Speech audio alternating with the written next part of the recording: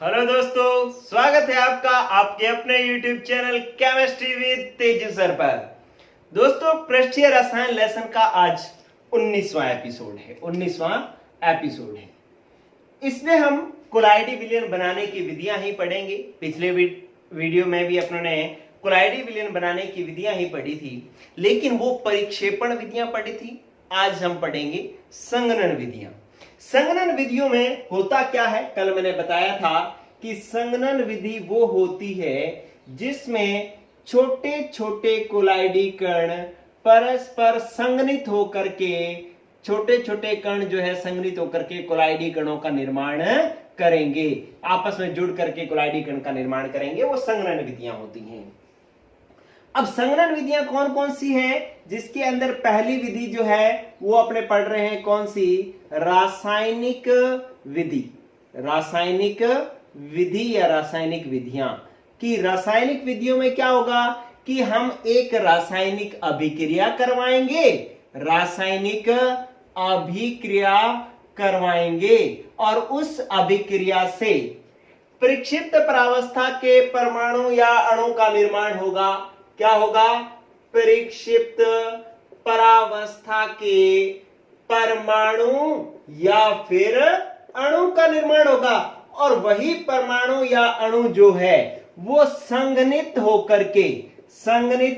होकर जो है वो कोलाइड या फिर हम जिसको हम कहते हैं सोल कोलाइडी विलयन जो है का निर्माण करता है।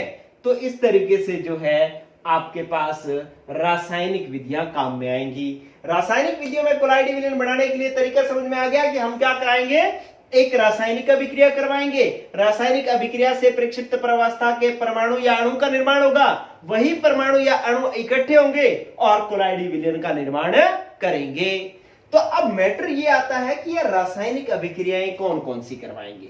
रासायनिक अभिक्रियाएं हम करवा सकते हैं, किसी का अपचयन करवा सकते हैं, हम ऑक्सीकरण करवा सकते हैं, हम उभय अपघटन या जिसको अपने कहते हैं द्विविस्थापन, उभय अपघटन या जिसको हम कहते हैं द्विविस्थापन, ये भी करवा सकते हैं या जल अपघटन भी करवा सकते हैं।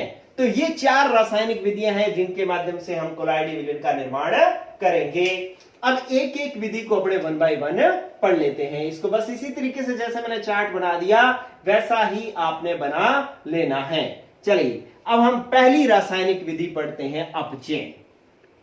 अपचयन का मतलब क्या होगा, हम अपचयन करवा करके परिक्षिप्त परावस्था के परमाणु या अणु का निर्माण करेंगे। तो पहली विधि में आपको समझा रहा हूं, अपचयन। दोस्तों थ्योरी है, याद करनी है, लेकिन याद करने वाले चीजों में भी अगर अपने थोड़ा कंसेप्ट बना लें तो ज्यादा अच्छा रहता है, वो हमें समझ में आ जाती है, एक उसका याद रखने का भी एक वे बन जाता है। चलिए अब क्या करना है आपको, अपचयन विधि से आप किनका कोलाइडी विलयन बना सकते हो, एयू सोना, एजी सिल्वर, पीटी प्लेटिनम आदि जो भारी धातुएं हैं इनके कोलाइड जो है इस विधि से बनाए जा सकते हैं। ठीक है, आदि के कोलाइड जो है इस विधि से बनाए जा सकते हैं। एक बार लाइन हो गई। अब इनका जब कोलाइड बनाना है तो ऊपर लिखा हुआ है कि इनका क्या करवाना पड़ेगा, इनको किससे प्राप्त किया जाएगा, अपचयन अभिक्रिया द्वारा प्राप्त किया जाएगा।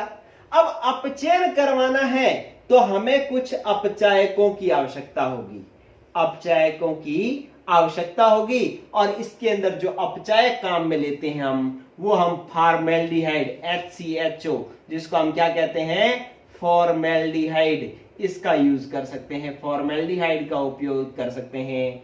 हम जो है SnCl2 का अपचायक के रूप में काम में ले सकते हैं। हम टैनिक अम्ल को जो है वो अपचायक के रूप में काम में ले सकते हैं।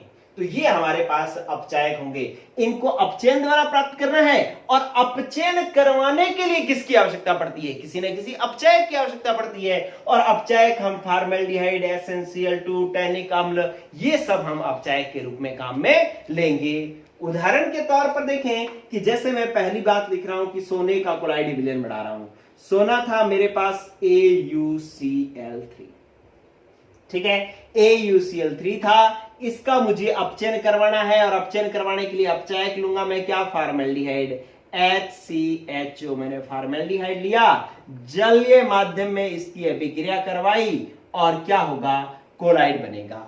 अब आपको क्या करना है कि इस अभिक्रिया में आपको ये देखना है कि सोने का तो कोलाइड विलयन बनाना है, तो इसका मतलब Au तो अकेला रहेगा ही रहेगा, Au का सोल तो बनेगा ही बनेगा। ये बात हमें समझ में आ गई, क्योंकि Au का कोलाइड विलयन बनाना है AuCl3 से, तो AuCl3 से Au तो अलग होगा ही होगा, तभी Au का कोलाइड विलयन बनेगा। एक बात। दूसरी बात, ये जो फॉर्मेल्डिहाइड मैंने लिया है, HCHO क्या होता है, फॉर्मेल्डिहाइड, ये मैंने अपचायक के रूप में काम में लिया है, अपचायक के रूप में। अगर दोस्तों आपको थोड़ी बहुत याद हो तो अपचायक वो होता है जिसका ऑक्सीकरण होता है, किसका, ऑक्सीकरण होता है, तो इसका मतलब फॉर्मेल्डिहाइड का ऑक्सीकरण होगा। और बच्चों याद रखना, अगर एल्डिहाइड या कीटोन का ऑक्सीकरण होता है तो कार्बोक्सिलिक अम्ल बनता है, क्या बनता है, कार्बोक्सिलिक अम्ल। तो HCHO का कार्बोक्सिलिक अम्ल क्या होगा, HCOOH, मतलब फॉर्मेल्डिहाइड से बन जाएगा फार्मिक अम्ल और प्लस HCl निकल जाएगा, इसके साथ में प्लस में क्या निकलेगा, HCl, ठीक है। अब इसको बैलेंस कर लो कि यहां पर 2 लगा लो, यहां पर 3 लगा लो और यहां पर जो है वो 3 लगा लो, ठीक है। तो आपके पास 2Au बन जाएगा, Au का कोलाइड विलयन बन जाएगा, 3HCOH बन जाएगा और 6HCl निकल जाएगा। इस तरीके से ये हमारी पहली अभिक्रिया हो गई। चलिए, आप ये अभिक्रिया जो है प्लेटिनम का कोलाइड विलयन भी बना सकते हो, जैसे आपके पास था PTCl2, इसकी अभिक्रिया करवाने के लिए इसका भी आपको अपचयन करवाना पड़ेगा और अपचयन करवाने के लिए आप अपचायक काम में लोगे।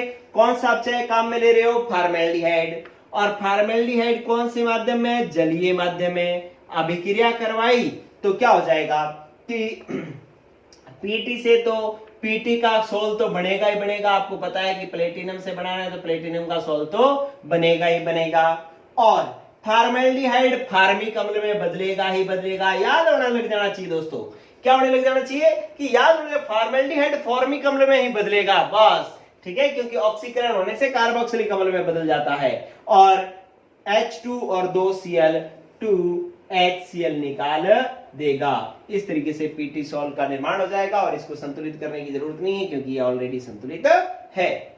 आप अगर मान लो तीसरा जो है AgCl से एक कोलाइड विलयन बनाना चाहो Ag का, तो आप टैनिक अम्ल काम में ले सकते हो और इसको अभिक्रिया, रासायनिक अभिक्रिया याद रखने की जरूरत नहीं है, इसको टैनिक अम्ल में डालोगे तो सीधा Ag का जो है वो सोल बन जाएगा। सोल का मतलब कोलाइड विलयन बन जाएगा। तो ये 3 अभिक्रियाएं आपकी बुक में दे रखी हैं, मैंने आपको इनको समझा दिया कि इनको अपचयन द्वारा इनको प्राप्त किया जाएगा। अपचयन द्वारा प्राप्त करने के लिए अपचायक की जरूरत पड़ेगी, ये हम अपचायक काम में ले सकते हैं। पहले हमने सोने के क्लोराइड विलयन का निर्माण किया AuCl3, देखो सारों के क्लोराइड है AuCl3, PtCl2, AgCl, ठीक है। अब इनसे जब क्लोराइड बनाना है तो यहाँ पे अपचायक अपने फॉर्मेल्डिहाइड ले रहे हैं और जलीय माध्यम ले रहे हैं। देखो फॉर्मेल्डिहाइड अपचायक है तो इसका ऑक्सीकरण होगा, ऑक्सीकरण होगा तो फॉर्मेल्डिहाइड का ऑक्सीकरण होने से फार्मिक अम्ल बनता है HCOOH हो जाता है, मतलब ये बड़ा O इसको मिल जाता है HCO और एक ये O ये आ जाता है HCOH बन जाता है और 6H और 3Cl 3HCl बन जाता है, ठीक है। तो यहां पर क्या हो रहा है कि इस AuCl3 से ऋण विद्युतीय तत्व Cl- निकल रहा है और ऋण विद्युतीय तत्व का निकलना अपचयन कहलाता है, तो इसलिए इसका अपचयन हो रहा है। यहां पर भी Pt से Cl निकल रहा है और Cl- का निकलना अपचयन कहलाता है, देखो इसका भी अपचयन हो रहा है। AgCl से Cl- निकल रहा है, Ag बन रहा है, तो ये यहां पर भी Ag का अपचयन हो रहा है, ठीक है। तो ये तीनों अभिक्रियाएं जो है आपको याद करनी है। चलिए अब नेक्स्ट विधि जो है क्लोराइड विलयन बनाने की, इसका स्क्रीनशॉट ले लें दोस्तों और अच्छे से देखें हर चीज को। ये क्यों लिखा, ये क्यों लिखा, ये क्यों लिखा, आगे क्यों बढ़ा, ये सारी बातें आराम से सोचते हुए लिखोगे तो बहुत अच्छे से याद हो जाएगा आपको। चलिए अब आप नेक्स्ट बात करते हैं क्या, ऑक्सीकरण अपचयन विधि हो गई। चलिए अब दूसरी विधि, दूसरी रासायनिक अभिक्रिया क्या थी, क्योंकि रासायनिक विधियों में ही अपने पढ़ रहे हैं। बी पॉइंट, बी पॉइंट हो जाएगा अपने पास क्या, ऑक्सीकरण, ऑक्सीकरण विधि। अब ऑक्सीकरण द्वारा भी कोलाइड विलयन बनाया जा सकता है, लेकिन ध्यान रखना कि ऑक्सीकरण द्वारा अधातुओं का कोलाइड विलयन बनाया जाता है, अपचयन द्वारा धातुओं का कोलाइड विलयन बनाया जाता है, और ऑक्सीकरण द्वारा अधातुओं का कोलाइड विलयन बनाया जाता है। अधातु मतलब सल्फर, सिलीनियम, आयोडीन, ठीक है, आदि अधातुओं का कोलाइडी विलयन जो है इस विधि द्वारा बनाया जाता है, ऑक्सीकरण विधि द्वारा बनाया जाता है। अब इनको किससे प्राप्त किया जाएगा, ऑक्सीकरण अभिक्रिया द्वारा। ऑक्सीकरण करवाने के लिए आपको ऑक्सीकारक की जरूरत पड़ेगी, जैसे अपचयन करवाने के लिए अपचायकों की जरूरत पड़ रही थी, वैसे ऑक्सीकरण करवाने के लिए किसकी जरूरत पड़ेगी, ऑक्सीकारकों की जरूरत पड़ेगी। तो ऑक्सीकारक आप क्या ले सकते हो, SO2 सल्फर डाइऑक्साइड ऑक्सीकारक के रूप में काम में ले सकते हो। HiO3 हाइड्रोजन आयोडाइड जो है, मतलब HiO3 जो है ये काम में ले सकते हो, और आप जो है वो Br2 जो है यहां पर काम में ले सकते हो। ये ऑक्सीकारक के रूप में काम में आएंगे, जो ऑक्सीकरण किसी का करके और इनका कोलाइडी विलयन बना देंगे। आप कहोगे सर कैसे, तो इसका एग्जांपल लिखता हूं। जैसे मैंने लिखा कि मैंने H2S हाइड्रोजन सल्फाइड से सल्फर का कोलाइडी विलयन बनाना था, तो मैंने इसकी अभिक्रिया SO2 से करवा दी, 2H2S की अभिक्रिया। तो क्या होगा कि सल्फर का सोल बन जाएगा, सल्फर और सल्फर कितने हो गए, एक ये और दो ये, 3 सल्फर बन गए, 3 सल्फर, और देखो 2 O और 4 H, 2H2O बन जाएगा, और यहां पर ये सल्फर सोल प्राप्त हो जाएगा, सल्फर सोल प्राप्त हो जाएगा। तो इस तरीके से सल्फर का कोलाइडी विलयन बनाया जा सकता है। यहां पर ऑक्सीकारक के रूप में आपने किससे काम लिया, SO2 को। इसने क्या किया कि इस सल्फर से हाइड्रोजन को हटा दिया, और हाइड्रोजन का हटना क्या कहलाता है, ऑक्सीकरण। तो इस तरीके से ऑक्सीकरण द्वारा सल्फर सोल का निर्माण हुआ है। और एग्जांपल देख लो आप, और एग्जांपल में मैंने लिखा कि जैसे आपको आयोडाइड का I2 का कोलाइडी विलयन बनाना था, तो आप 5HI की अभिक्रिया करवाते हैं, किससे, HiO3 इस ऑक्सीकारक काम में लेते हैं, और ये क्या करता है कि 5I और एक ये I, कितने I हो गए, 6, तो 3I2 बन जाता है, और प्लस में देखो ऑक्सीजन कितने, 3, और हाइड्रोजन कितने, 5 ये रे और एक ये रे, 6 हाइड्रोजन, तो इसका मतलब है 3H2O जल बन जाएगा। इस तरीके से आयोडीन का सोल बन जाएगा, ठीक है। तो यूं आयोडीन का सोल भी बनाया जा सकता है। अब आप देखें कि Se सिलीनियम का भी जो है वो सोल बनाया जा सकता है, H2Se की अभिक्रिया। आप इसका सीधा ऑक्सीकरण I2 से ही अभिक्रिया करवा दो, बस क्या होगा कि यहां पर 2H2 ले लो, 2H2 और O2 क्या बन जाएगा, 2H2O, और प्लस में 2 Se सिलीनियम बन जाएंगे, और ये सिलीनियम का सोल बन जाएगा। तो इस तरीके से अपचयन द्वारा जो है, ऑक्सीकरण द्वारा जो है अधातुओं का कोलाइडी विलयन बनाया जा सकता है, और इसके लिए ऑक्सीकारक SO2, HiO3, Br2 काम में लेते हैं। यहाँ पे SO2 ने जो है वो H2S का ऑक्सीकरण किया और सल्फर को अलग कर दिया, जिससे सल्फर सोल बन गया। HI से देखो हाइड्रोजन को, HI से हाइड्रोजन को अलग कर दिया, और हाइड्रोजन का हटाना क्या कहलाता है, ऑक्सीकरण, इसलिए I2 का निर्माण हो गया। I कैसे आए, 5I ये थे, एक ये 6, तो 3 दूना 6I आ गए, और I2 का सोल बन गया, जल बन गया। इंटरेस्टिंग बात कि इन तीनों में जल तो निकल ही रहा है। याद रखने के लिए आपको देखो, याद रखने के लिए क्या है कि ये 3 चीजें याद रखनी है बस, कि H2S, HI, H2S। यहां पर SO2 ऑक्सीकरण के लिए काम में लेंगे, HiO3, और यहां पर O2। जिसका सोल बनाना है, यहाँ पे सल्फर सोल बनाना है, I2 बनाना है और Se बनाना है, इनके सोल बन जाएंगे और साथ में जल ही बनेगा। तो इस तरीके से इनको आसानी से याद भी किया जा सकता है, ठीक है। चलिए अब बात आती है, ये आप स्क्रीनशॉट ले ले दोस्तों और याद कर लेना। अभी जो है इनको बहुत अच्छे से देखना, जिससे जो है ये क्या हो जाए, आपको याद हो जाए। चलो अब अपने को क्या करना है एक विधि है उभय अपघटन विधि, उभय अपघटन विधि। चलिए तीसरी विधि आ गई सी, रासायनिक विधियां ही पढ़ रहे हैं अभी अपने। उभय अपघटन विधि। उभय अपघटन विधि को जो है हम क्या कहते हैं, द्विविस्थापन अभिक्रिया भी कहते हैं। और इससे जो कुछ अविलय लवण होते हैं ना, उनके कोलाइडी विलयन इस विधि से बनाए जा सकते हैं। अविलय लवणों के कोलाइडी विलयन जो है इस विधि से बनाए जा सकते हैं। कोलाइडी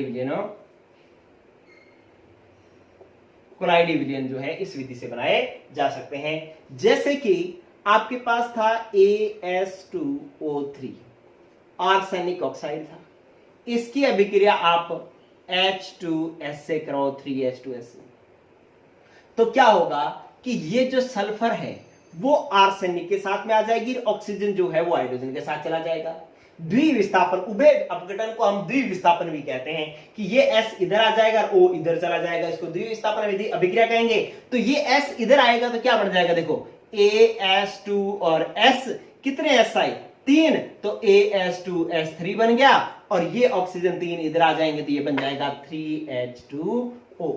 ठीक है, तो इसको आर्सेनिक सल्फाइड सॉल्ट बन गया। क्या बन गया, ये आर्सेनिक सल्फाइड सॉल्ट जो है इस विधि से बनाया जा सकता है। तो ये हुई आपके पास उभय अपघटन विधि, या जिसको अपने द्विविस्थापन विधि भी कह सकते हैं, क्योंकि ऑक्सीजन इधर जा रहा है और सल्फर इधर आ रहा है। तो इस तरीके से ये उभय अपघटन विधि भी हुई कंप्लीट। इसको आप ले लें स्क्रीनशॉट। चलिए डी विधि भी मैं यही बता देता हूं। कौन सी रासायनिक अभिक्रिया लिखी थी आपने, जल अपघटन अभिक्रिया। जल अपघटन अभिक्रिया द्वारा भी कोलाइडी विलयन का निर्माण किया जा सकता है। और इससे किसके कोलाइडी विलयन का निर्माण किया जा सकता है, आयरन का, एल्यूमिनियम का, क्रोमियम के, इनके हाइड्रोक्साइडों का कोलाइडी विलयन, हाइड्रोक्साइडों के कोलाइडी विलयनों का निर्माण जल अपघटन विधि द्वारा किया जाता है। ठीक है, आयरन का हाइड्रोक्साइड क्या होगा, FeOH की होल थ्राइस, एल्यूमिनियम का AlOH की होल थ्राइस, क्रोमियम CrOH की होल थ्राइस। तो इनके कोलाइडी विलयन इस विधि से बनाए जा सकते हैं। जैसे आपके पास था Fe और Cl3, ये था Fe और Cl3, इसका आप जल अपघटन करवा दो तो कोलाइडी विलयन बन गया। 3H2O को आप क्या लिख सकते हो, 3HOH लिख सकते हो।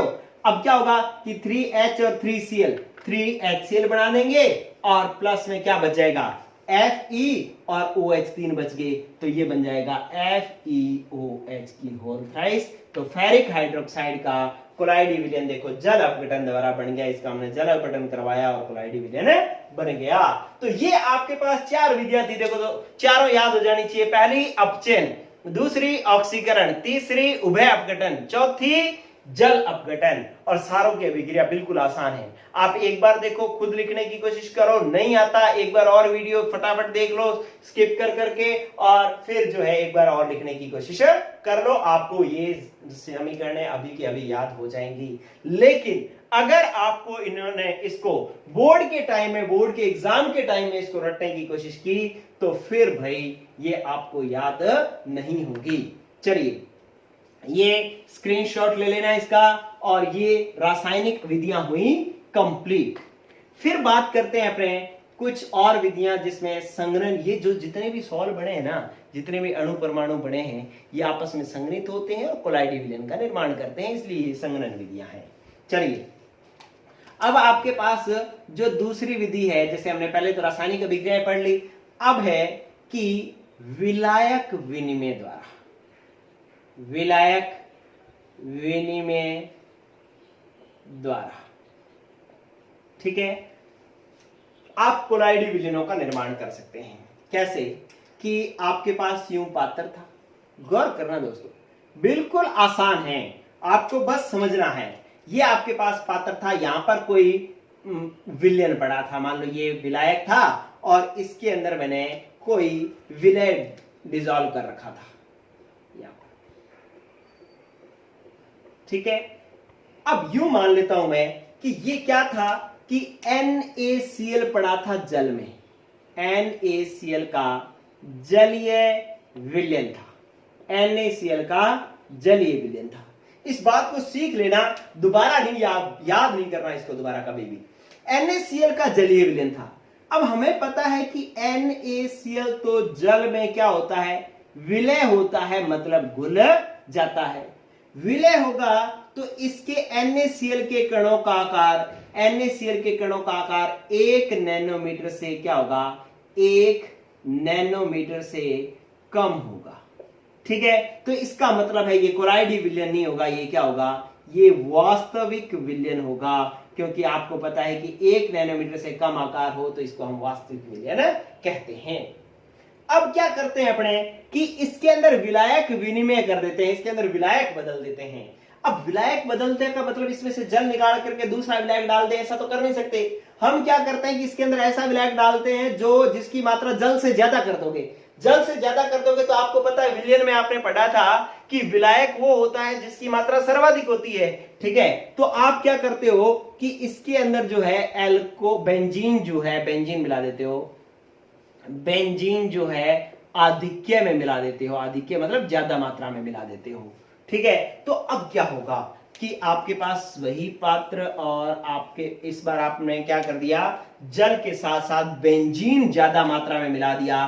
तो अब विलायक कौन है, अब विलायक है आपके पास बेंजीन, क्योंकि आधिक्य में कौन है, बेंजीन है। लेकिन बेंजीन के अंदर तो NaCl घुलता नहीं है, घुलता नहीं है, तो जो घुले हुए कण थे वो इकट्ठा होना शुरू कर देंगे, क्योंकि वो घुलते नहीं है, और इकट्ठा होना शुरू कर देंगे तो इकट्ठे होकर के वो क्या कर देंगे, इस तरीके से समूह बना लेंगे, संग्रहित होकर के क्या कर लेंगे, समूह का निर्माण कर लेंगे। तो इस समूह का आकार जो है वो क्या होता है, 1 नैनोमीटर से अधिक होता है। कितना होता है कि आपको ये पता है कि NaCl जो है वो बेंजीन में जो है वो क्या होता है, अविलय होता है। बेंजीन में क्या होता है, अविलय। अब अविलय होगा तो NaCl के कण जो है वो क्या होने लग जाएंगे, संघनित होने लग जाएंगे, और संघनित होकर के समूह का निर्माण कर लेंगे, और इस समूह का आकार 1 से 1000 नैनोमीटर के बीच में होगा, जिससे जो है ये कोलाइडी विलयन का निर्माण हो जाएगा। तो आपके पास यहां पर विलायक जल था, यहां पर विलायक बेंजीन हुआ, विलायक विनिमय कर दिया तो कोलाइडी विलयन का निर्माण हो गया। कंसेप्ट क्या है कि कौन से विलायक को बदलना है, कि जिसमें विलय पहले पूरी तरीके से विलय होता है, घुल जाता है। ठीक है, जैसे NaCl जल में घुलता था, विलय था, तो अब इसको जो है ऐसे विलायक में मिलाना है जिसमें NaCl घुले नहीं। तो NaCl जल में तो घुल जाता था, लेकिन बेंजीन में नहीं घुलता था, तो जल की जगह बेंजीन विलायक कर दोगे तो कोलाइडी विलयन का निर्माण हो जाएगा। ये विलायक विनिमय विधि है। यस और नो? ऐसा और भी कर सकते हो आप। क्या ये एक बार आप स्क्रीनशॉट ले लो, और भी आप ऐसा कर सकते हो। मैं और भी लिख देता हूं इसके अंदर, नोट कर ले, स्क्रीनशॉट ले लेना इसका।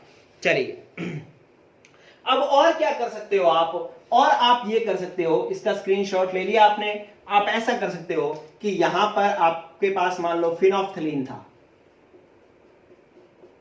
फिनोफ्थलीन का विलयन था, और किस में था, बेंजीन में, क्योंकि फिनोफ्थलीन तो बेंजीन में घुल जाती है। ठीक है, अब इसके अंदर क्या कर दो, जल आधिक्य में मिला दो, जल आधिक्य में मिला दो। अब फिनोफ्थलीन जल में विलय है नहीं, तो जब विलायक क्या होगा, फिनोफ्थलीन जब किस में आ जाएगा, फिनोफ्थलीन जब जल में आ जाएगा, तो जल में तो ये घुलता नहीं है तो संघनित हो जाएगा, और संघनित होकर के कोलाइडी विलयन का निर्माण कर लेगा। तो ये एग्जांपल भी हो जाएगा। अगर विलायक विनिमय विधि आपको पूछ ली जाए तो आप कहोगे कि विलय यदि किसी ऐसे विलायक में उपस्थित हो जिसमें वो अच्छी तरीके से घुल जाता है, तो उसमें विलय के कणों का आकार 1 से 1 नैनोमीटर से कम होता है और वास्तविक विलयन का निर्माण करता है। लेकिन यदि इस विलयन में ऐसा विलायक आधिक्य में मिला दो जिसमें विलय अधिक तरीके से आसानी से या पूर्णतः घुलता नहीं है, वो विलायक मिला दो, तो विलय के कण परस्पर संगुणित होने लग जाएंगे, और संगुणित होकर के जो है कोलाइडी कणों का निर्माण कर देते हैं। इस प्रकार से विलायक विनिमय द्वारा कोलाइडी विलयनों का निर्माण होता है। एग्जाम्पल मैंने अभी NaCl वाला बनाया, वो बना सकते हो, फिनोफ्थलीन वाला बना सकते हो। ठीक है दोस्तों, चलिए अब एक और विधि है आपके पास, ये मैं साफ कर रहा हूं। चलिए अब विधि है कि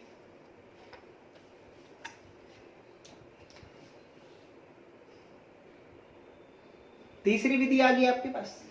तीसरी विधि जो एक इस कोलाइडी विलयन बनाने की है वो है अत्यधिक शीतलन। अत्यधिक शीतलन, अत्यधिक शीतलन शब्द सीख लें तो आपके पास बात बन जाती है। क्या? अत्यधिक शीतलन। शीतलन का मतलब क्या होता है? ठंडा। अत्यधिक का मतलब बहुत ज्यादा ठंडा करने पर। ठीक है, क्या होगा कि आपके पास मान लो कि क्लोरोफॉर्म का जल के अंदर कोलाइडी विलयन है, मतलब क्लोरोफॉर्म के अंदर क्या है? जल है। ठीक है, और उसका हमने क्या करना है? कोलाइडी विलयन बनाना है। जैसे आपके पास यहां पर क्या है कि जल पड़ा है किसके अंदर? क्लोरोफॉर्म के अंदर, क्लोरोफॉर्म के अंदर। ठीक है, जल पड़ा है क्लोरोफॉर्म के अंदर, ये मैंने एरो लगा दिया तो आपको ये अब इसके अंदर जल क्या है? परिक्षिप्त, मतलब अभी तो जल क्या है? विलय, और आपके पास क्लोरोफॉर्म क्या है? विलायक। ठीक है, अब क्या करो? इसको अत्यधिक ठंडा करो, अत्यधिक ठंडा करो विलयन को। अत्यधिक ठंडा करोगे तो जल जो है वो बर्फ में बदलने लग जाएगा, मतलब उसके कण बड़े होने लग जाएंगे। ठीक है, तो जल जो है वो किसमें बदलने लग जाएगा? बर्फ में बदलने लग जाएगा। जल जो है अब किसमें बदल जाएगा? बर्फ में बदल जाएगा। और किसमें? क्लोरोफॉर्म में। तो अब ये जो है क्या बन जाएगा? बर्फ बढ़ करके किसके आकार का बन जाएगा? 1 से 1000 नैनोमीटर आकार का बन जाएगा। ठीक है, और अब ये क्या बन जाएगा? परिक्षिप्त परावस्था, और ये क्या बन जाएगा? परिक्षेपण माध्यम। क्यों? क्योंकि विलयन कैसा बन गया? कोलाइडी विलयन बन गया है। तो आप जल यदि क्लोरोफॉर्म में पड़ी है तो पहले तो विलय है और विलायक, क्लोरोफॉर्म विलायक है, लेकिन यदि इसको बहुत ज्यादा ठंडा कर दिया जाए तो जल बर्फ में बदलने लग जाती है, और जिससे बर्फ के कणों का आकार 1 से 1000 नैनोमीटर के बीच में हो जाता है। और ये क्या हो जाएगा? अब 1000 नैनोमीटर के बीच में हो गया तो इसका मतलब कोलाइडी विलयन बन गया। कोलाइडी विलयन बन गया तो अब जल को हम क्या कहेंगे? परिक्षिप्त परावस्था, और क्लोरोफॉर्म को हम क्या कहेंगे? परिक्षेपण माध्यम। इस तरीके से बहुत ज्यादा ठंडा करके भी जो है आप कोलाइडी विलयन का निर्माण कर सकते हो। फिर एक और तरीका है कि परिक्षेपण माध्यम में संघनन करवाया जाए। ये आप नोट कर लेना, बस ऐसे ही नोट कर लेना, आपको याद हो जाएगा। आपको दोबारा जो है इसको पढ़ने की जरूरत नहीं पड़ेगी, और ये कोई बहुत ज्यादा कभी पेपर में भी नहीं पूछा जाता। चलिए अब बात करते हैं एक लास्ट बात, इसके बाद कोलाइडी विलयन बनाने की विधियां हो जाएंगी कंप्लीट। लास्ट विधि क्या है कि परिक्षेपण माध्यम में संघनन। परिक्षेपण माध्यम